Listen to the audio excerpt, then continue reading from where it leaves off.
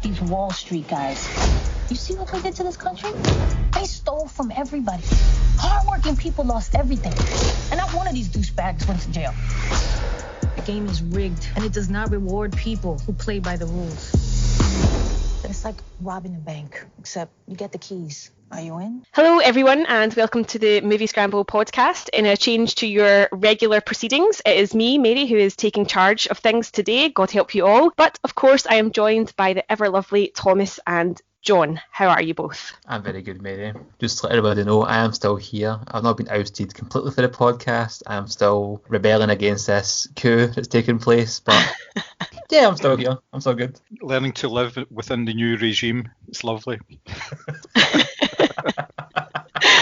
You phrase it like that, it makes it sound like we're living in like 1984 or something, but that may well be on the way. So on today's episode, or tonight's episode, whenever you're choosing to consume, we are going to discuss Lorraine Scafaria's Hustlers, which is currently playing on Amazon Prime, because obviously we can't get to the cinema to see any new releases. The film stars Jennifer Lopez and Constance Wu as strippers Ramona and Destiny, respectively, who decide to set up a bit of a scam in a New York strip bar where they work. Tired of not making money, they decide that they are going to start drugging unsuspecting Wall Street patrons and max out their credit cards and steal them in order to fund a more sort of luxurious lifestyle. There was a little bit of outcry when this film came out that it was neglected as part of Oscar season, so our podcast is going to be themed around films that we wish had been nominated for Oscars but weren't at all. Simi, let's start off with you. What did you think of the film? I remember when this film came out and I watched trailers for it, and I'm not going to lie, at the risk of sounding really sexist and misogynistic here, a scantily clad Jennifer Lopez playing a stripper is always going to catch my eye.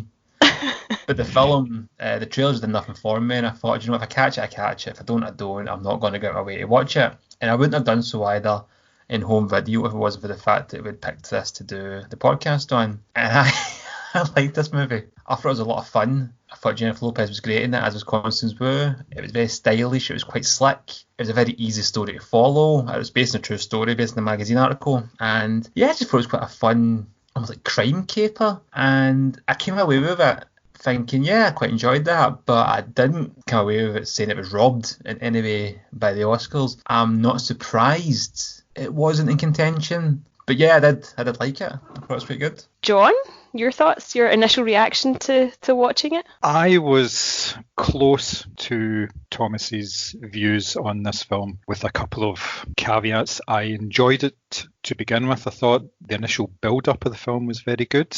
But there was a serious dip about 40 minutes into it after all the characters had really been introduced and just before they really started the heist part of it, which made it a bit of a struggle to get back into it again for the second half of it. But it did actually achieve its goal, I think. I am in agreement with you, Thomas, in that it wasn't the outstanding film that a lot of people have said in terms of award contention. Obviously, Jennifer Lopez was the star attraction, even though she was only the supporting cast in it, but her performance was the standout. But there was only maybe one or two really memorable moments with her that actually would convince you that it was award worthy in any way. Now, you've got to take into consideration she got a heap of awards from all sorts of film festivals and various award bodies in the run-up to the Oscars, so it was a wee bit of a surprise that she didn't even get a nomination, but I totally agree with you in that point. The film itself, like I say, was light, it was easy to follow, but I definitely enjoyed the first half better. It started off very well. Opening scene was very reminiscent of a Martin Scorsese film. It was a single shot. It follows Destiny from the dressing room when she's getting ready with all the other girls, and you can tell that it's quite early on in her career. She's very nervous and everything, and it follows her from there onto the stage as all the girls have been introduced for the beginning of the night. It's all done in one shot, very a wee bit like Goodfellas in that sort of respect. And there are a number of elements in this film that I said that's been lifted directly from Goodfellas. There was voiceovers, there was certain scenes, you know, let's make some motherfucking money, all this kind of stuff. Those kind of elements worked very well because they introduced the characters in the way that you always want characters to be introduced. It's show not tell. You got an idea of what this character of Destiny was really like right from the start, without her actually having to say a single word to talk about her grandmother or anything like that. It was all there on the screen. Did something similar for the Ramona character as well. When she came on, she was introduced in a very brash way. It worked, but overall, yeah, I had slight reservations about the film. Now, Mary. Where to begin? Well, as you guys know, I texted you about 20 minutes into this film going, guys, this is shit. And my opinion didn't really improve from there. I felt it was a film that relied heavily on the use of montage, which has its places in some movies, but I felt like this kept repeating the same kind of thing over and over again, whether it was in the strip bar or whether it was when they were, picking up their marks for their con, or whether it was, opening gifts and spending time together. There was an awful lot of sort of slow-mo, sort of soft focus, like, oh, all the girls are dancing with each other, and not necessarily in the strip club, just like in life. And I actually thought it was quite dangerous. Like, there was I was reading a lot of the kind of literature around it, and they were like, oh, this film's amazing, it's about female empowerment, it's about, women doing it for themselves, and, they did sort of shoehorn in this angle of, oh, it's okay to take money off these patrons because they're Wall Street guys and Wall Street guys are bad. But actually, if the shoe was on the other foot, and we were talking about a film where men were drugging women and taking their credit cards and maxing out their bank accounts, like, the uproar would be, unbelievable. It would be, all men are scumbags, all men are rapists, whatever. And yet there was nothing for that. In actual fact, it was like, oh, let's give Jennifer Lopez an Oscar. I felt it was really light, but not so light that I could lose myself in it, like The Hunt, which I enjoyed and which was entertaining. It just didn't grab my attention, and the more sort of characters they brought into it as these kind of long cons or whatever increased, the more messy it got, and I never felt engaged enough, or like, not that you could relate to the characters, but I didn't even feel anything for them. It wasn't like, oh, that's a shame, they're working in strip clubs and they're really struggling. Like, there wasn't anyone in this who I thought, oh, she's the one that I'll sort of, connect with, or she's got a good story to her. I just thought it was really messy, and I couldn't understand. The more the film went on, the more I was like, how on earth did anyone think this was Oscar fodder? But I felt bad for ragging on it, because I feel like, it was a female director and, sort of strong female cast or whatever, but it didn't do anything for me at all. Not even the sight of half-naked Jennifer Lopez could stir my interest, I'm afraid. I think that's one of the things I thought was quite weak in the film, was there was no natural progression for me. That they're working as strippers, and the whole point, they're just fleecing these Wall Street men for money, which led to them getting them drunk and fleecing for their money to just, oh, let's just start drugging them instead because it's easier. And it didn't feel like any natural progression. Like, the things just seemed to happen to further the plot, and it was a case that we need to get our characters from here to here, so let's just say, okay, we're going to start drugging them now. Why? That's quicker. Well, they're not a good thing, but what they were doing was working. I don't understand really why they had to take it a bit further. It then became illegal, because what they were doing before, although immoral, wasn't illegal. They were getting rich men drunk, taking them to a strip club and taking advantage of them. But that's what strip clubs do anyway to people. That's what it's built on. And I thought that was quite funny when you're watching it. But then inside drugging them, I was like, right, the sympathy I have with these characters is kind of went out the window now. But I also don't understand why they've got to this stage already. Yeah, it escalated really quickly. Like, all of a sudden, they had a shitload of, like, MDMA and ketamine in somebody's kitchen, and they were making up these little vials of liquid to spike people's drinks with. And it's like, whoa, where did that come from? As you say, the getting them drunk and getting them to sign checks was working. Where was that escalation point? It did seem a bit kind of, maybe that took longer in real life. Maybe that sort of progressed over a series of weeks or months or whatever. But in the film, it was a matter of minutes, I'm pretty sure. Which I found strange. Is this film is about an hour and 40 minutes long, so it's not the shortest film. It felt longer. It's a decent running time for a movie, and it was based on a viral article. Did they have much substance to make a movie out of this? Because it seemed to be, as you said, they kept repeating the same montage shots, they kept repeating the same plot points, and it's like, right, we get it, we get what they're doing. What happens next? It's almost like they didn't have enough material to make a full movie out of this, and just kept repeating things till it drummed in. Yeah, and then there's a lot of gratuitous shots, like, ushers in the strip club and stuff like that, and it's like, there was so much stuff that I felt was either not relevant, like that whole scene with Usher, or stuff that I felt was really, like, as I say, shoehorned in, like the whole speech that Ramona gave about, these are Wall Street guys and Wall Street guys are bad, and Wall Street's why we have no money. And I just, like, it just all felt a bit icky. Like, nothing seemed to flow naturally, including the progression of what they did with their cons or whatever. And there's a scene where a guy phones up, and obviously he's been the victim of one of their nights out, and he's like, please, I've got no money, it's just me and my son has autism, I need money in the bank. And they're just like, nope, hang up the phone. And it's like, how did those women get to that stage as well? Again, where was the progression from, it's okay to take money from guys who have it, to just raiding everyone's bank accounts regardless of their circumstance? I think part of that was to do with the fact that if they actually went to the club in the first place, they were kind of fair game, so therefore the morals kind of went out the window. Going back to your point about characters, I didn't really like any of the characters in this film, and I don't think I was supposed to. I think they were all kind of reprehensible in their own way. They were all out for something. Some of them obviously had motives and reasons behind it, but when it came down to it, there was nobody really likable in the film at all. Oh. I agree with you with the point that you made, Thomas, about the story.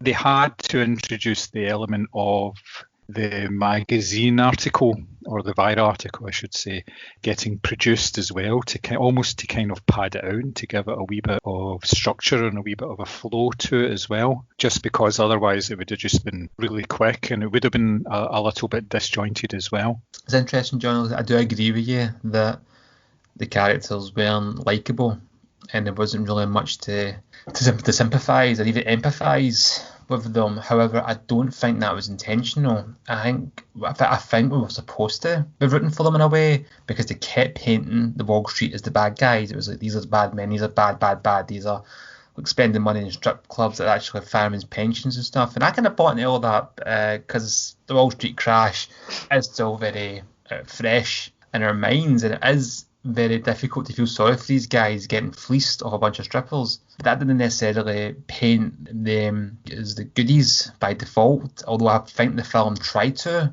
for a lot of it. And even at the end, without kind of going into too much spoilers, I think it did try to go, well, look, they weren't too bad compared to what these guys did. They may have went too far, but they're not the bad guys. There was obviously an element of, there was no sympathy for the victims, especially from the police, because at first they didn't believe it would happen at all. There's a scene in it where a policeman takes a phone call from a guy and he hears him saying, yeah, I was at the strip club and I got fleeced, and he just puts the phone down on him right away because he's like, what are you going to do about that? And then when it does actually become a real thing, the policeman actually says, we were worried, we were so worried, we actually stopped going to the strip club ourselves.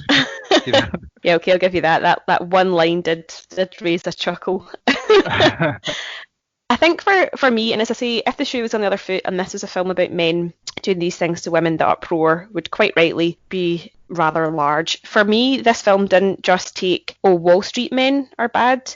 Like, by extension, it was like all men, because there's not really a positive portrayal of men in this movie at all. The people that come to the club are aggressive, and if they get taken into the private rooms, they just basically want blowjobs, or they want them to take their clothes off or do things that they're not supposed to do. Any examples that we see of boyfriends in the film, like Destiny's boyfriend and another girl, I can't remember her name, her boyfriend shows up at the club all the time and is constantly stalking her. There's, domestic abuse. And Constant Wu's character's gran, her husband is absent. There's no father figure in Ramona's child's life. Like, men are either there, and when they're there, they are awful, or they're not there, and that in itself is telling, because they're like absent fathers or whatever. So I just felt that it just felt like a very kind of finger pointing, like, men are bad, not just the Wall Street men, all men. And it just kind of stuck in my throat a little bit, no pun intended. It felt too contrived for me. What did you think about the use of music in the film? I thought it was quite well done. They used a lot of music that actually told the story itself. For instance, the music for the opening scene with Destiny was actually from Fiona Apple. It was a track called Criminal, and there was various other tracks in there that were quite pointed in terms of their title and the subject. Obviously, there was tracks from Usher, there was Janet Jackson's Control, things like that. So there was a lot of stuff in there that did tell the story as it was going along, just as a background. I thought that was very cleverly done, and it was very subtly done. It was never really in the foreground, because if you didn't really actually take the time to go and have a wee look and see what the soundtrack was, you would just think it was this pumping soundtrack for a strip club. But I thought it did work quite well in that sort of respect. Yeah, and there's the use of Lord's Royal when Ramona goes to the ATM machine as well, which is obviously about aspiring to a certain lifestyle, but living in, kind of small crumbling towns or whatever, which obviously reflects the reality of their situation. Yeah, I mean, the music was good. I'll give you that. There's a couple of wee bit of Flow Rider in there as well, which I was quite enjoying. But why do you think this film was touted so strongly around Oscar season? Like, what do you think the sort of reasons were that people were really pushing for this to be nominated? And I'm not even sure in which sense they wanted it to be nominated. Like, was it best film? Was it best director? Was it best supporting actress? Like, what do you think the push was? From what I could tell from the articles at the time, and bear in mind I hadn't seen the movie, so I couldn't make a judgment on any performances or the film itself, but it seemed to be surrounding the cast, and it was looking for women of colour to be nominated at the Oscars. I felt that was kind of lacking. That was the impression I got from it. And I thought, like I said, I thought Jennifer Lopez was great in this film. I think she is really good. And I wasn't surprised after seeing it that it didn't get a nomination. If I'd watched this at the time and it didn't come up in contention, I don't think I'd have batted an eyelid towards it. And if you think about it, obviously it's a nice fairy tale story surrounding the film. If Jennifer Lopez gets a nomination for a part, considering she's in her 50s now. Mm-hmm. Yep, she turned 50 a while ago, yep. Yep, and obviously Constance Wu's just come off the back of Crazy Rich Asians as well, so there's a certain amount of hype, and as you say, people of colour. So yes, there was probably a bit of a push on that sort of level, but ultimately it was rejected by those all-knowing people at the Oscars. And for once, I think they were right.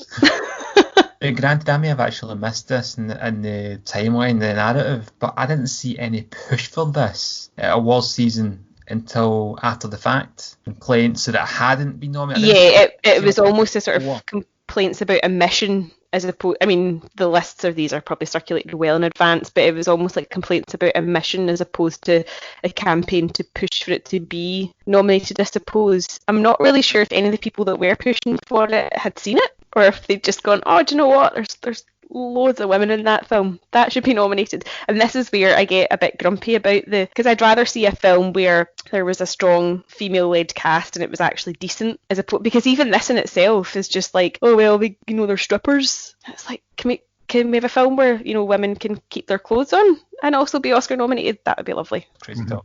I think the push for it really started with the Toronto International Film Festival. It won an award there, and that's usually an indicator of a film that's going to go on to do bigger and better things. By winning that, getting that initial push, it obviously had a platform, but obviously never managed to move on from there, which is kind of interesting, but not really surprising given the content of it. I don't think it was massively widely released either. Like, Oscar Fodders usually gets kind of front and centre billings at, your local friendly multiplex, and I don't think this was too widely released at the time. I don't remember it being anyway, but I might be wrong on that point. No, don't think you're wrong. Yeah, it did feel like it had been advertised for ages. I kept seeing trailers for it, but I didn't see it out long once it did. Yeah. Do you guys have anything else you'd like to add on the wonder that is Hustlers? Nope.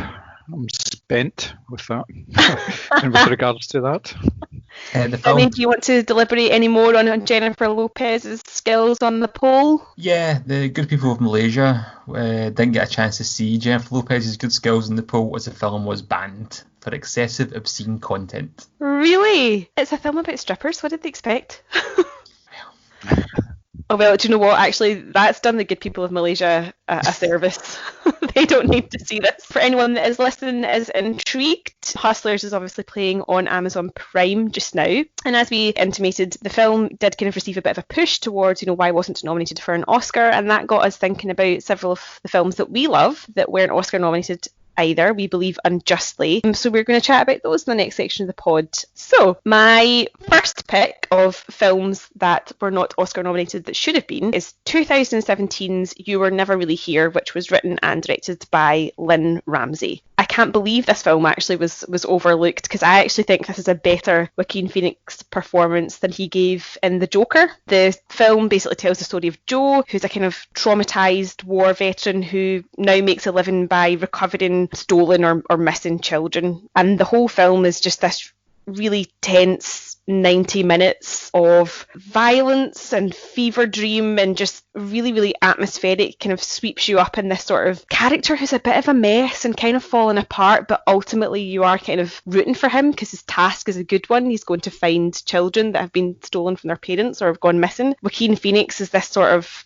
overweight, long-haired, bearded shambles, and he's using his military training obviously to help in his new line of work, but at the same time you're not convinced that he maybe is necessarily all good guy, because he is quite handy with his hammer. I thought it's really well directed. I was really shocked that Lynn Ramsay was overlooked, and actually it would have been nice to see a woman nominated in the Best Director category for such a good film. And actually, as I say, I thought this was a better Joaquin Phoenix performance than he gave in Joker. There's a particular scene in a hotel come brothel type thing which is shown through like CCTV as his character goes to find this missing child, and I remember just holding my breath the entire time, and you don't even see that much. It's obviously shown through sort of specific camera angles, but it was so tense and just almost unbearable to watch, because you're like, well, not everyone's going to make out of this alive, and what's going to happen. And he's just such an interesting central character, and I thought that he should have been nominated, and I actually thought that Lynn Ramsay should have been nominated as well. I take it you guys have both seen this? Yes. Mm-hmm. Yes, Did you enjoy it? I think enjoy is the wrong word. Maybe the wrong word, yeah. With this film, and this kind of goes back to our last podcast with movies we're talking about we'd watch once and that was it. Available in the Moviescramble podcast archives. And I did like this film. It was an endurance. It wasn't really something I was sitting watching. I was like, oh, this is quite a good romp. It was brutal. It was hard. It was hard to watch, I felt at times, just for the subject matter, the style of it, just the atmosphere of it. Yeah. Joaquin Phoenix is brilliant. Joaquin Phoenix is brilliant in everything he does, more or less. He's an incredible actor, and I thought it was absolutely outstanding in this. I like Lynn Ramsay. She's a great director. She has an ability to make you really feel horrible when watching a movie. Just this real uneasiness, and I got that with this as well. And it's very violent with it being gratuitous. It's just really hard hitting. Yeah. And I'm not surprised the Oscars overlooked it for those aspects. But at the same time, I do think, especially with the Best Director and Best Actor, it easily could have or should have been in contention. Yeah, but it had no nominations at all. It actually surprised me to read that it was released in 2017. It doesn't feel like that long ago that I saw it. But yeah, it had no nominations at all, and I was really quite shocked because I felt really absorbed in it. I went to see it at the cinema. I felt it was really atmospheric, and I was just surprised that it was just so overlooked as far as I was concerned. Yeah, it was one of my favourite films of the year. It's on my top 10 list. Found it massively unsettling, but I really, really loved this film. Great performance by Joaquin Phoenix. I liked the way that it switched between the hitman, and he was like caring for his mother and everything as well. Mm-hmm. It was amazing. Very, very good role for him. And it did inform the way that he kind of tackled Joker. There's a lot of similarities between those two roles. Great film. And it was a scandal that it didn't get nominated for anything, yeah. Yeah, it was like not even a whisper or a hint of anything. And I just feel it's like one of those really, really underappreciated gems of the last few years. John, I believe you're next for your pick. Yes, my first pick is the 2000 film In the Mood for Love, which was directed by Wong Kar-wai, stars Maggie Cheung and Tony Leung. It's set in Hong Kong, 1962, and it's the story of two people who have a relationship without actually having a relationship. They both arrive in the same apartment building on the same day with their respective spouses, and their paths start crossing as they go about their daily lives. She's a secretary, I believe, and he is a reporter on a newspaper, and their spouses are both high flyers or business types, and they're always away from their marital homes. And both of them separately figure out that their opposites are playing away, and they come to the conclusion that they're actually having an affair together. So what they do is they start to basically reenact what they think this other couple are actually doing. They start to get closer, but they make the decision to not actually take it in a physical route, because then that would basically make them as bad as the people that they're actually hating. It's very sweet. It's beautiful. It's an absolutely gorgeous film. It's fantastic soundtrack to it as well. There's very memorable music. Loved everything about this film, and when I look back on it, I cannot for the life of me think why this was not Oscar nominated. It's the kind of thing that they would normally really go for, and I just don't understand why it was overlooked. No idea. I totally agree with you, John. As you know, that was going to be on my list as well. I think it's stunning. It is like brimming with sexual tension, even though, as you say, they don't even touch or anything. It's a very platonic relationship that they have. It's beautifully shot, and the cello music throughout. I remember the first time I saw it, I actually cried because it was just so stunning. I'd never seen anything like it. I can't believe this wasn't nominated for anything. As you say, this is kind of standard Oscar fodder, but it's a stunning film. I haven't seen it.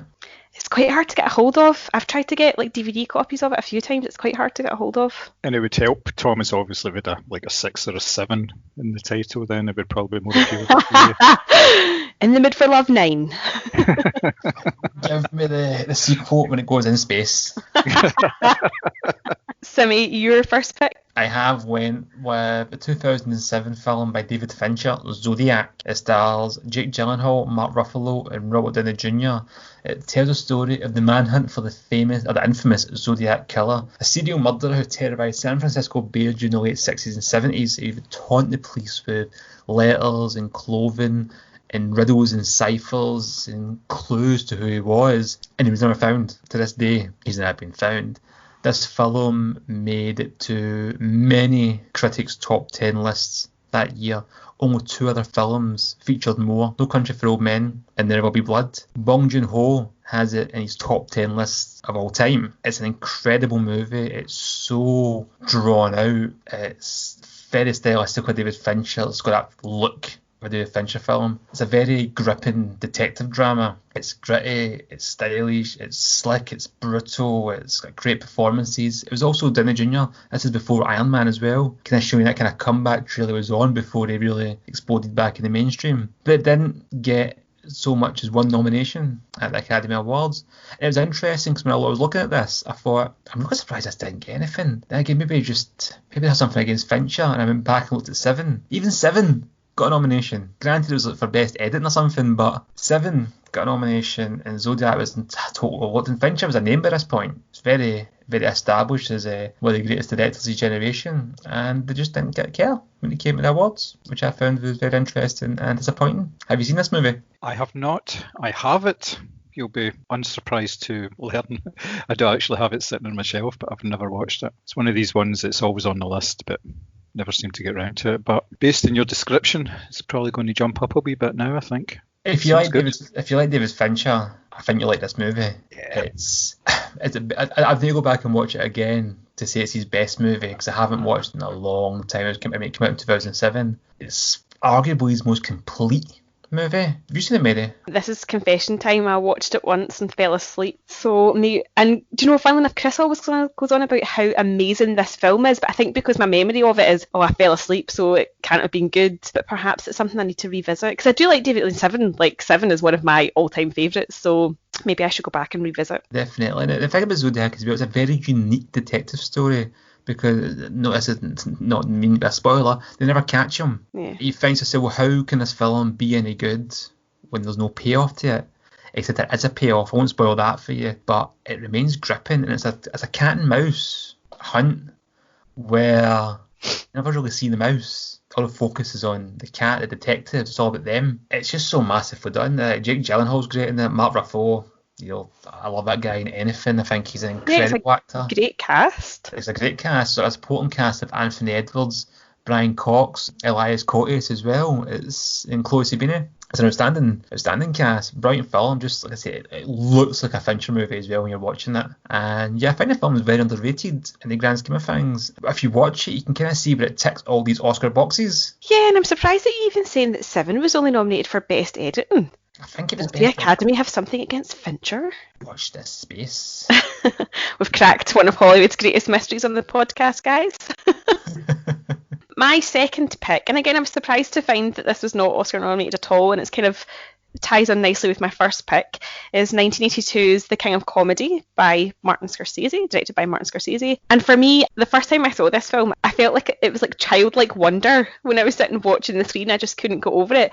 It was such a kind of unusual film for both Scorsese and De Niro at the time. It's before De Niro obviously sort of flexed his comic chops in other kind of more recent roles. It obviously tells the story of Rupert Pupkin, who is this kind of wannabe, really lonely stand-up comedian, or at least he thinks he is, who idolises TV host Jerry Langford, played by Jerry Lewis, and he just really wants a slot on his show. Like, he practices in his house every night where he's got little cardboard cutouts of, you know, Liza Minnelli, and he shows up at the TV studio and he's dressed in like a bright orange suit with cream loafers, and he's so desperate to be noticed. And it's a kind of madcap sort of caper type of thing where you're not really supposed to feel sorry for Rupert because he's obviously not well, and I think that's putting it lightly, but at the same time he is this kind of sympathetic character because everybody's had dreams that, you know, they could be a famous actor or a famous singer or whatever, and you are supposed to kind of go along with his kind of delusion. And then you've got Sandra Bernhardt, who's just doing her sort of usual kind of madcap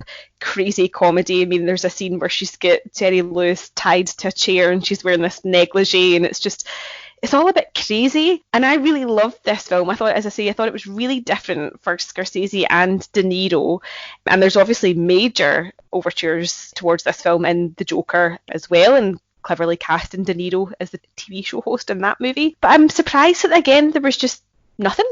Like, it won a couple of awards, I think, in the sort of festival circuit, but to me, I just thought it was so unusual for both involved that I was surprised there was just nothing for it at all. And it's a movie that I really enjoy and we'll go back to time and time again, actually. I'm assuming you guys have seen it as well. Yeah, interesting. I finally watched this film relatively recently. It was last year now. I watched it. I wanted to see it before Joker came out, knowing the influences in that, because a film I thought I had seen, and then when I sat down and watched it, I realised, no, I think I've had this on the background before I started it, but I definitely hadn't seen it. It's a brilliant movie. I think it's one of Scorsese's most underrated films, including De Niro's underrated performance. It is excellent. It's a cracking choice. I think there's a bit of a problem with Scorsese and De Niro based on the fact that they produce such good work regularly that it's often regarded as being just another good Scorsese film or another good De Niro film, and it's not treated in the same way as it would be if it was like a one-off brilliant performance that you would get from other directors or other actors or screenwriters or what have you. It's because of their consistency. It's just, well, it's good. Clint Eastwood was like that for a while as well with his films. He was regarded as being a good director, but he's consistently good without being regarded as great. There wasn't the same push to say, oh, this was another great film. It's right up there with his best work, but, you know, look at his best work. We didn't award anything for that either. I mean, it took until The Departed for Scorsese to win an Oscar. Yeah, and I get that, but at the same time, you've got somebody like Meryl Streep, who again is consistently excellent and will get the nominations. I mean, I think she holds the record for the most nominations in Oscar history, in terms of, I think she has the most wins as well, tied with Katharine Hepburn. So it's just interesting how this was overlooked. And as you say, you know, Scorsese didn't get his first Oscar until The Departed. It's funny how some people are rewarded for their consistency and others maybe aren't. It's interesting as well. You mentioned it, John, is at this point people were kind of like, oh well, it's another Scorsese De Niro collaboration. They were kind of underestimated. Like, you just kind of got used to them in a sense because of it. But this was before Casino, like Cape Fear and things like that as well. It's still arguably their best movies. I mean, I know you had Taxi Driver in the 70s, you had Raging Bull just before this, but there were so many films they made after it. I think people hold in a higher esteem when they do this. And maybe because it's a comedy, or comedy of sorts as well, maybe it wasn't taken as seriously as the others in that kind of catalogue. I don't know. No, you could be right, because I mean, I think the film definitely is a comedy. I think it's meant to be a comedy. It's supposed to be. It's got quite a humorous ending, and maybe that's what people's problem it was, that it wasn't this dark, serious insight into the human mind. Although it was very much a Scorsese, De Niro collaboration. If you compare it to Raging Bull and compare it to Taxi Driver, there is similarities in the style and its portrayal of the character and the psychology of the individual. But this is supposed to be a comedy, and it is. I think people didn't like the fact that it was supposed to be funny. Almost in a lot of ways, I think American Psycho. I mean, American Psycho is a comedy. It's intended to be one, and people don't like the fact they're supposed to laugh at it. I think it was similar with this, because the guy clearly had mental issues. Yeah. And he's kidnapped his hero. He's got some crazy outlandish demands to get himself on TV, and it is totally preposterous. Yeah, I think people may have thought to themselves, I don't find this funny.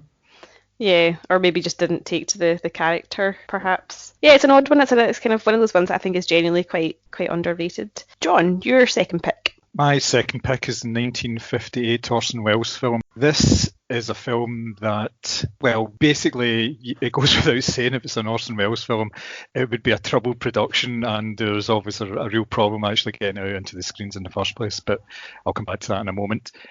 It's a film noir, if you like. A bomb is set off in a car that has just crossed the border between Mexico and the United States, and obviously that's very politically sensitive. So the local police, fronted by corrupt cop played by Orson Welles himself. I don't know if he was wearing a fat suit, but he's particularly large in this film. I don't know if that's when he's starting to go into your large period. On the other side of that, there's a Mexican drug enforcement agent, strangely played by Charlton Heston, in a role that somebody like Charlton Heston would never be allowed within 1,000 miles of. So it's the playoff between these two characters. They're trying to investigate the crime. The Orson Welles character wants the crime sorted very quickly, he tries to frame somebody for it, whereas the character of Vargas, the Heston character, wants to actually find out who did it and why they did it.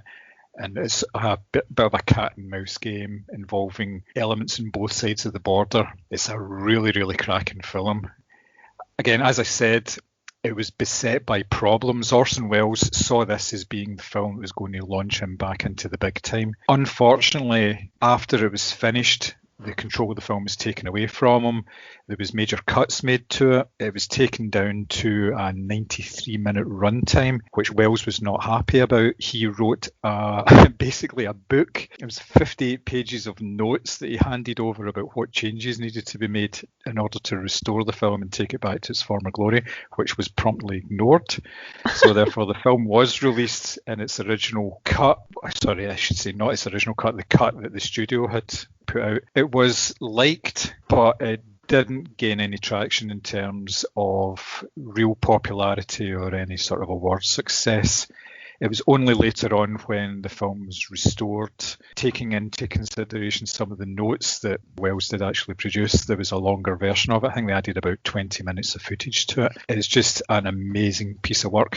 There's an opening scene in this film which is reminiscent of Hustlers, showing that I do a wee bit of research here and try and cross-pollinate my choices, of a single shot where you see the bomb getting put into the car and it travels a couple of miles in the crowded Mexican streets before it actually crosses the border. And this is all done within a single shot, the camera following it, and it's technically brilliant. It's about 3.5 minutes long. And it must have taken so much planning to do that, because there's so many moving parts, so many extras. It's all done out on location and everything as well. Brilliant piece of work. But for whatever reason, it just didn't seem to ignite interest in it, even though later on it has now been regarded as this phenomenal piece of work, and Orson Welles is his height, if you like. But yeah, it's a bit of a shame. Have either of you seen this? I haven't seen it. No, I haven't seen it either. But I'm just wondering if Orson Welles managed to piss off enough people with his 58 pages of notes, and maybe that's why it didn't get nominated for anything. I think that was probably one of the reasons. He was notoriously difficult to work with at times. He was very much an actor's director. In this film especially, he worked very closely with the actors. He did a lot of rehearsals and improv, and he was prompting the actors themselves to like rewrite lines in order to make it more authentic for what they thought their characters were like, and that was quite refreshing for a lot of the actors because they were just used to coming in. There's the script, this is how you do it. You know, they weren't given much scope. But on the other side of that, yeah, that would kind of piss off executives. They just want something that could actually get put out there. In fact, the film was actually put out as the second feature in a double bill. It wasn't actually put out as the main feature when it was actually released, which is just unbelievable, considering it's something that's regarded as having cultural importance, and it's been put into the National Congress Library in the US. It's just it's unbelievable to think that this type of film was disregarded so easily at the time. Absolutely, that definitely sounds like somebody trying to take him down a peg or two or whatever. Absolutely, that definitely sounds like that. Simi, your second choice. I have went with a film from 1995. I have went with Michael Mann's Heat, starring Robert De Niro, Al Pacino, Val Kilmer, Tom Sizemore and John Voight. It tells the story of De Niro, who's a seasoned professional bank robber, and Pacino, who's the cop who was signed to try and take him down. It's very simple. Kind of maybe in terms of plot, again, go back to the idea with Zodiac, it's the cat and mouse type idea.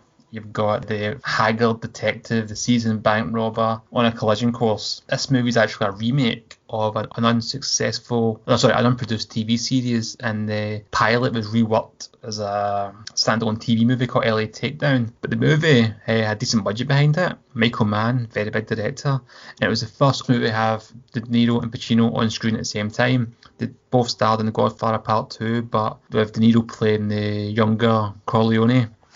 Told flashbacks and we're never going to meet. But in this, that was a big thing. And you'd think they'd get a nomination for at least a Best Actor, Best Supporting Actor, considering how widely renowned this movie is, especially for the acting. Didn't get one nomination at all. Nothing for directing, cinematography, script, nothing. And when you look at the movies that were nominated for the 60th Academy Awards, which this would have been in contention for, there's very stiff competition from the winners. You had movies like Braveheart, Leaving Las Vegas, Usual Suspects. This was also the year that Seven was nominated for its best editing. Batman Forever was nominated for many movies this year. Toy Story was also in contention for things. Casino was nominated for one Oscar. And interestingly enough, De Niro wasn't in contention for that either. It wasn't De Niro's year that time. But yeah, I mean, this movie, I was really surprised to see this hadn't been nominated for an Oscar. When you look at the legacy it's left and just the talent involved. And it's not like a bad movie either. I mean, like, Righteous Kill came out 2008, I think it was, and that also had De Niro and Pacino starring it together. And nobody really cared because the movie wasn't very good. Mm-hmm. And then obviously The Irishman came out last year. Again, big focus on the cast and the fact that both of them teamed up with Scorsese. But with this, yeah, it just seemed to get totally overlooked. And it's a movie that's very widely loved. It's considered a kind of modern classic of its era. It's got a very Michael Mann style to it. You would never be mistaken watching it for any other director. But for whatever reason, they just got overlooked. Yeah, another thing I would kind of mention about this film as well, it's about 3 hours long, which when it came out at the time, didn't bat much of an eyelid. But interesting enough, if it came out now, people will be timing toilet breaks round it and Googling how to watch it in 20-minute instalments. Have both of you seen Heat? Yes, and I'm genuinely surprised that there, again, wasn't anything, like not even an actor or supporting actor or anything. And to be honest with you, apart from The Usual Suspects and maybe Braveheart, like the list of other contenders for that year doesn't sound so good that I can say, oh well, it's quite easy to see why, Heat was so overlooked. It seems a strange omission. It is a strange one, and regarding kind of film's legacy and impact, for me, being a massive fan of The Dark Knight, the opening scene of that movie is just lifted from Heat, and it's not a coincidence either, and it's not supposed to be Christopher Nolan ripping him off. It's a clear love letter. Mm-hmm. So I mean, you can really see a lot of Michael Mann and Christopher Nolan, I think. But John, you like the film, yeah? I had issues with it when I saw it at the time. I think the film peaks too early, basically because of the getaway scene that you mentioned there, which is at the start of The Dark Knight, is the high point in terms of the action scenes. The action scene at the end is really pale by comparison. The one that's set at the airport, I think it is. Yeah. It didn't work in the same way. It felt like a real letdown. And basically, you could have cut Val Kilmer out of this film and made it a 2 hour and 15-minute film, because he was shite in it. He was just really, really bad in this film. From his ponytail down, it just did not work at all. What an amazing comment. Honestly, Val Kilmer was my first crush. I remember going to see him as Batman. I'm not having any bad words against Val Kilmer. Yeah, I'm not saying he's not a good actor, but he was awful in this film. He was meant to, he was an explosives expert, for goodness sake.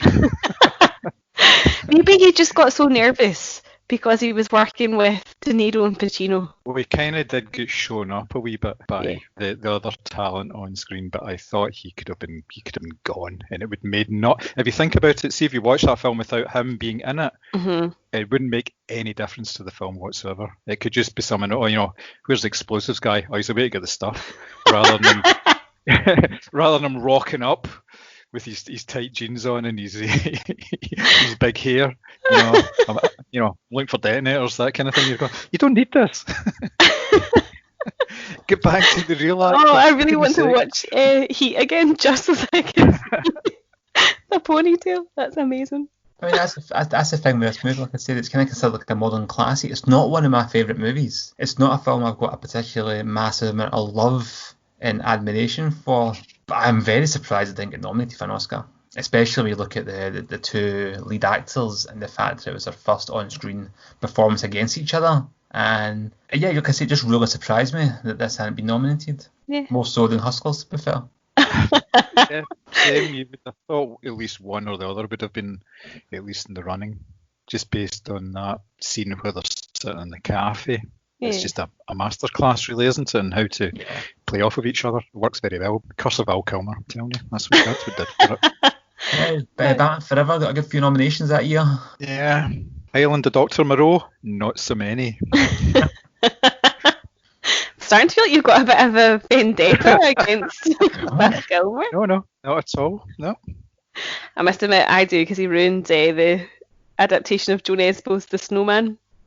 So, yeah. Is he in that? Yeah, he's spoilers, he's the serial killer, but it's just his voice that you hear. I'd forgotten he was in that. Yeah. And also, I don't know why they started with book 7 in the Harry Hole series, but that's a story for another podcast. My last pick is 1948's Rope, directed by Alfred Hitchcock. I'm actually sitting looking at the poster for it just now. I don't think Hitchcock ever won an Oscar in his lifetime. I think he may have been given an honorary Oscar at one point, but he never won Best Director. And I certainly think that John Dahl was really overlooked for his role in this film as well. The plot of it is adapted from a stage play, and it stars John Dahl as Brandon and Farley Granger as Philip, who are two high school students, if you can believe that, given that they both act and dress like they're in their 40s. And basically the plan is they want to get away with the perfect murder, so they murder one of their classmates. It's shot in a continuous take, like in 1917 recently, and Jimmy Stewart rocks up as Professor Rupert Cadell, who taught the guys at uni, and is now wondering why they're all acting a bit strangely at this dinner party that they're set to throw, and why one of their friends hasn't turned up. It's an absolute masterclass of suspense. I think the one take really adds to that, and the fact that the camera doesn't really leave this living room. There's a lot of sort of tense conversations. There's a lot of oh, we know where the body is, or oh, don't sit on that, or don't move that. And it's really not hyperbolic in its depiction of the murder, but it is quite sort of tongue-in-cheek and sort of, knowing wink to the audience. And it is kind of Hitchcock just sort of enjoying himself, I think. John Dahl gives an absolutely amazing performance as Brandon, this sort of bratty, entitled college student who thinks that it's his right to, snuff out a life as he sees fit because he thinks he's better educated and, more classy. The script was written by Hume Cronin, who turned up as the nosy neighbour in Shadow of a Doubt, which is one of my all-time favourite Hitchcocks, and in fact probably my favourite film. And I just think it really works well as a bit of suspense. It's got a great cast, really good performances, and the whole sort of continuous take thing was, really ahead of its time. And again, just nothing. No Oscars for absolutely anyone. And I feel like in John Dahl's case, that's a particular oversight because he is really, really excellent in this, as well as obviously Jimmy Stewart Have you guys seen this movie? Do you know, I haven't seen it. I probably have it in DVD somewhere. That's the worst part of it. If you have I a have. Hitchcock collection. I love this film. I think it's one of the first Hitchcocks I actually saw. Yeah. On Saturday afternoon telly, one of these kind of things. It's a fantastic movie. Loved every single minute of it. It's a bit of a different, slightly different type of James Stewart performance as well. He's not the lovable guy in it so much. There's a wee bit of a darker edge to him as well. Yeah. When he kind of realises that a lot of what the other guys are doing is based on what he's taught them. So there's that kind of element to it as well. He's not quite the assured character that you normally get from him as well. It's a fantastic film. There was obviously an awful lot made with single continuous shot. Mm-hmm. So sometimes, I think maybe the second time I watched it, I watched it with the intention of just working out where all the shots are, which I didn't really think about it the first time I watched it. And that can be a problem sometimes if you're watching these type of films and you're looking for the joins rather than actually just enjoying the story. But it didn't detract from it the first time I watched it. Cracking movie. But again, it's one of these cases, I think I brought it up earlier, consistent body of work, doing really well all the time, so therefore it's just another Hitchcock film. It's what you come to expect from him, so therefore it doesn't get the attention that it would normally. Yeah, and I do think that somebody with his body of work, I mean, I still think Frenzy is one of his best, and I know that's not to everyone's taste, but I think that somebody who's produced, like really iconic cinema, like, moments that are always, everyone knows about the Psycho, the shower scene, the birds, Rear Window, don't know how many times that's been remade. For somebody who's produced such iconic pieces of cinema, for him to have never ever won an Oscar seems kind of obscene in a way. Like, he was nominated a couple of times, and a few of his actors and actresses over the years were nominated, but not too much success, and it seems a sort of bizarre omission from the Academy, I think, over the entire body of his career, not just that one film, but that's just one I singled out in particular. Cool. John, your pick. My last pick is the 1946 classic A Matter of Life and Death. Stars David Niven. It's directed by Paul and Pressburger. This is a film that pretty much has got Oscar bait written all over it. It's a fantasy, it's a romance, it's got very upper class British people in it.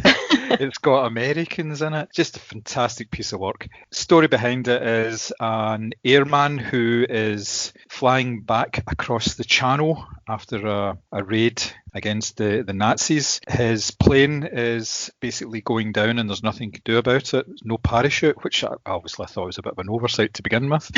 But in his last moments, he engages in conversation with an American radio operator, and basically in the space of about a minute and a half, they fall in love. Now, he was supposed to die when the plane hits the water, but for some reason he miraculously escapes. He goes and finds this woman and they develop this relationship, only to find out that he was supposed to die, but he was plucked out early just before by basically his guardian angel, if you like. The rest of the film is basically set up so that he has to basically lobby in order to stay on Earth because he has fallen in love. Now, there's two distinct parts to this film. There's a part that's actually set in the English countryside. It's in 3-strip Technicolor. It's very vibrant, very nice. And then there's these amazing scenes that you will have definitely seen on the television of the Stairway to Heaven element of it and actually being in heaven. And this is all in black and white, which is just such an amazing contrast between the two. And the way there's a scene in it where they actually bleed in the colour from the black and white. And it's just amazing. It's just absolutely brilliant. It's David Niven at his height of his powers. He's obviously this upper class Englishman. He plays that very, very well. He'd been doing that for years and years. He was a very underrated actor as far as I was concerned because he was very versatile. He could do comedy, he could do drama. It was just expected of him to be this type of guy, and it wasn't really recognised as far as I'm concerned, in the range they actually had. And obviously Powell and Pressburger, their body of work is just absolutely amazing. But for whatever reason, they just did not get any sort of sniff of an award for this. Just it belies belief. It really does. I haven't seen that, but that sounds incredible. Oh, it's a fantastic film. And I love David Niven. I love that cut glass accent that he has, but I've never ever seen that, and that sounds amazing. Haven't seen it either. Yeah, it's an education for everybody then, this podcast, isn't it? So we've all got things to watch for. I'm just grateful that that other people haven't seen films as well, because I feel like when we come to make our picks every week, I'm like, nope. But everything you guys say, I feel like uncultured swine amongst pearls. That's what it is. Timmy, your last pick. Yes, I have went with Stanley Kubrick's The Shining. Now, I think this film needs much of an introduction, but for those that haven't heard of it, please listen to the previous podcast. I think I mentioned it at least once every two in some way. But yeah, I mean, this is a Jack Nicholson, Shelley Duvall. Well, Jack Nicholson's a caretaker. He goes to look after the Overlook Hotel over the winter for him and his family are isolated. Very topical, and he goes insane. But the ghost in the hotel basically starts speaking to him, which is going to make anybody go crazy. But yeah, it goes nuts and tries to kill his family. And not only did this movie get overlooked at the Oscars, it was nominated for Razzies. What? Yes. This movie was a massive flop when it came out. Hardly anybody went to see it. Critics absolutely panned it. And it's crazy to think that almost 40 years later, it's considered such a seminal work. It was the only of Kubrick's last 9 movies not to get a Best Director nomination. So you see what else he's made since then. He got Eyes Wide Shut. But yeah, I mean, this movie just got totally overlooked. You can't even really blame the kind of production issues and stuff. Like Stephen King didn't like it. Famously, Shelley Duvall and Kubrick didn't get on. These things happen in some of the greatest films ever. And these troubled productions become quite legendary. But with this, no. People at the time just weren't having it, and it's only been in years gone by that it's been given the respect and credit and admiration and adulation that I think it deserves. But at the time, yeah, nobody had any time for it whatsoever. Bizarre, isn't it? It really is, considering that it's such a good film. I think it did get quite an early following, like sort of a fan following, but it didn't get the critical respect that it actually deserved. I don't understand why. I can understand why Stephen King wasn't particularly happy with the changes in it, which is I found quite surprising, having watched Dr. Sleep quite recently, the number of images that are actually taken straight from the Shining film with regards to the Overlook Hotel. So there's obviously clear lineage between the two, and he was obviously quite happy with that. But maybe he's just made his peace with some of that sort of stuff. I think he has for the most part. I mean, quite interesting. One of the most famous critics, actually, Roger Ebert. He was initially critical of the film when it came out in 2006, inducted the film into his great movie series. So he really changed his mind over the years, as many people did. But it's very interesting how it was so widely panned when it came out that for the majority of the critics in the community and just the film world in general, to do a massive 180 on it. This is that movie just got, it was overlooked when it came out. It was fairly rubbished.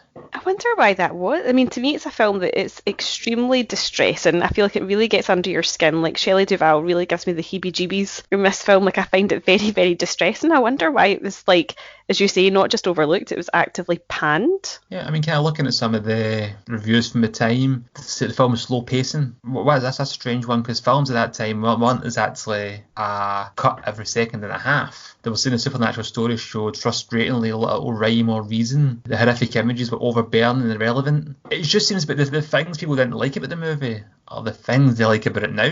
Mm-hmm. Yeah, and maybe it was just trendy to not like it. Do you know what I mean? I feel like sometimes when people either love a film, like everyone loves it, and there's these extreme gushings in reviews, or people don't like it.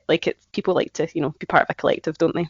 I mean, in 20, 30, 40 years' time, people might look back at Suicide Squad and recognise it for this cultural masterpiece that it is. And you know what? Suicide Squad has won an Oscar. Shining didn't get nominated. I honestly thought you were going to say people were going to look back on Hustlers, and I was like, right. No, Hustlers didn't get an Oscar. But, I mean, look at the movies that can't dominate the Oscars that year. The most nominations went to The Elephant Man and Raging Bull, that got 8 each, with Ordinary People winning the most awards. But I find it quite interesting that throughout all of our picks, Scorsese and De Niro do pop up quite a lot, which is interesting when you think about how little Scorsese, the one that we nominated for at times. But there's certainly been worse. Sorry? Where's his campaign? Like, everyone's all falling all over themselves for Leo. there was a kind of, well, the Leo campaign kind of came after the Scorsese campaign, but there was always that kind of push with Scorsese. And as much as I think The Departed is a great film, I don't think it deserved it for The Departed. It deserved it much earlier than that. And the same DiCaprio and The Revenant. It's a great performance, but that's what you're giving it for? There is a certain element to that with the Oscars, isn't there? That it's almost like they're giving it for another performance or another film rather than the one that they're actually up for. It's almost like a pity thing, which is never really good. No, it was even crazier the fact that with I don't know if they're going to change the rules of the Oscars this year, being that nothing's really come out in the cinema, or is Jim Carrey going to win Best Actor or Best Supporting Actor for Sonic the Hedgehog? Because if they're going to stick to their guns in terms of the rules, I think they should actually. That would be hysterical if only he wasn't a herpes spreading creep. Yeah, no, it's a shame because I love Jim Carrey. I think he's excellent. But yeah, the anti-vax thing doesn't go away. Oh, is he anti-vax as well? Yeah. Oh, for God's sake. I thought that's what you were referring to, sorry. Oh no, I was talking about the girlfriend that he knowingly infected with the herpes. Ah. Charming. Absolutely charming. So, that is a wrap-up of our favourite movies, or movies that we can't believe were never considered by the Academy for one reason or another. I don't think there's any film news circulating at the moment, largely because there's no films out at the cinema. Do you guys have anything else you'd like to add? Any shout-outs you'd like to give?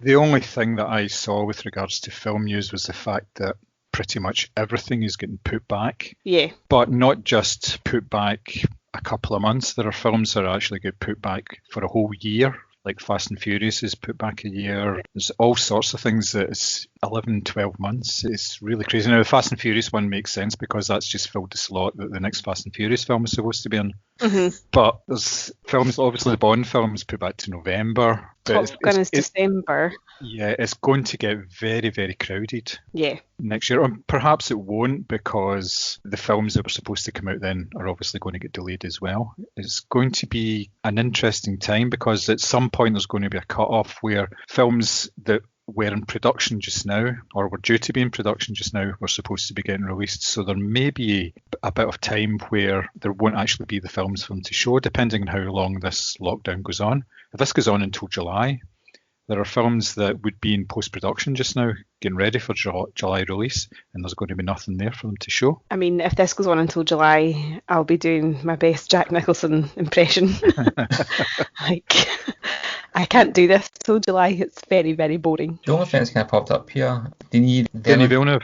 I love him, but I don't understand why he's remaking Dune. Like, that was so badly panned when it came out. Like, it's an odd choice for him to remake, but I will go and see it because it's him. See, I like the fact that he's remaking it though, because I like the fact that they're starting to remake terrible films as opposed to. I've never seen it. For Leprechaun 5, is that what you're telling me? Well, they've already remade Leprechaun a couple of times, to be fair, and it's not been very good. But I've not seen the original. I know it's a cult classic and people absolutely adore it and they're all looking forward to this. But you know, why don't more film directors remake bad films and try to make them good rather than tarnishing classics? Yes, well, Dune, when it came out, it was a wee bit misunderstood. It was a David Lynch film, obviously, so it was never going to be this mainstream film. But there's a performance in it by Sting, and he makes Val Kilmer look good. Sting is not very good as an actor in pretty much anything I've seen, and he is awful here. Yeah, but he's really bad. Kyle MacLachlan is good. Yes. And I love David Lynch. Like, I don't want to slag it, but I know it is really, really, like, nobody likes Dune, but there's a lot of obviously excitement over Timothée Chalamet and Rebecca Ferguson and Javier Bardem. Like, it's a solid cast. So, and I love Denis Villeneuve, so I will be really, really intrigued to see what he does with this. It's interesting that he's taken on the work of a director who's so different to him as well, just in terms of style and like thematics throughout their films. So I'll be really, really intrigued to see how this turns out. Yeah, my only kind of knowledge of it really is I had a Sting action figure from that movie when I was a kid. May I ask why? Was that a purchase that you made? Or? I was near old enough to be got the shocks myself. At that point, I just remember it, and like I just always remember it being from Dune, and then not realise until years later, fucking hell, that's Sting. Oh, John, you're so right. It's a really terrible performance. It's a don't know why he was picked or cast. It's bizarre. You just He reminded me of was something there. he was big. He was in a popular beat combo around about that time. So yeah. No, I know. I just mean, like, why him? Surely there are maybe other singers who can act. Well, do you know he's the bassist, the Constantine character? No, is it? Yeah. That kind of makes sense. Yeah. The look, it was based on him. The visual look. Okay, no, I get from- that. Yeah. From And- Quadrophenia with the I can see that actually. Yeah, with the blonde hair and everything. Yeah, Yeah. that makes sense. And the character of Lucifer from the same Neil Gaiman comics, all kind of intertwined. His original look was based on Bowie. Ah, right. Okay. Mm. A wee bit of trivia. But yeah, they even so far they went and brought a Hellblazer, Constantine, like hardback, big collected edition book out a couple of years ago, and Sting actually did the foreword. Did he? Yeah, which is pretty cool. I just can't take Sting seriously because I don't know if you guys have seen this. It's like a random episode of Family Guy where they basically make fun of his songs and they say it's just like vowel sounds and then like the title of the song at the end, and they do like a version of a song, and every time I hear Sting now, that's all I think of. And the tantric sex, obviously. Well, thank you very much for listening to our locked podcast. If you have any suggestions as to what you would like to see us cover, in brackets, please not Hellraiser, send your requests to podcast@moviescramble.com. Make John's day by blowing up his inbox. So it's goodbye from me, and we'll see you next time. And goodbye from Simmy and John.